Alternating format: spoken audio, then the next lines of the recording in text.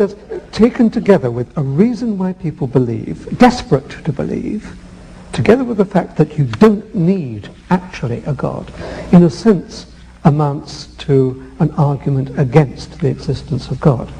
Well, I guess I don't see that. I mean, why doesn't that commit the genetic fallacy of trying to say that by explaining how a belief originates, you thereby show the belief to be false?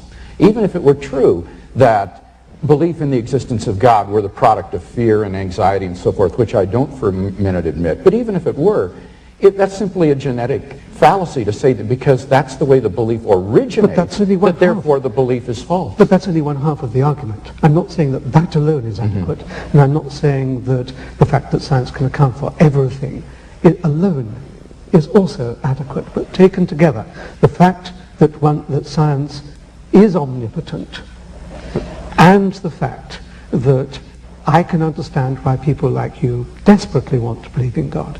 That is an argument against the existence of God. But two fallacious arguments put together don't make a sound argument, right? They are, but do you deny that science cannot account for everything? Yes, I do deny that science So what can't it account for? Well, had you brought that up in the debate, I had a number of examples that I was going to give.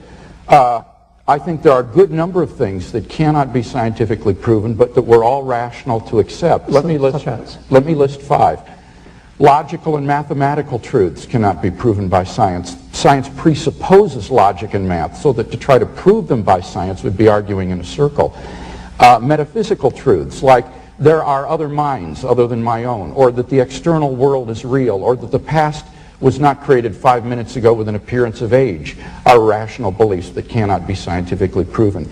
Ethical beliefs about statements of value are not accessible by the scientific method. You can't show by science whether the Nazi scientists in the camps did anything evil as opposed to the scientists in Western democracies.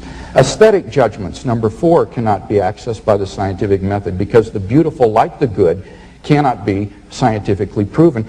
And finally, most remarkably, would be science itself. Science cannot be justified by the scientific method. Science is permeated with unprovable assumptions.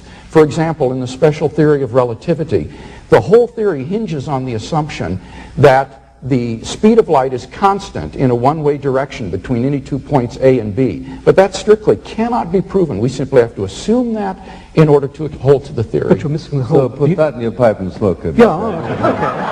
Yeah. So we are... none of these beliefs can be scientifically proven, and yet they are accepted by all of us, and we're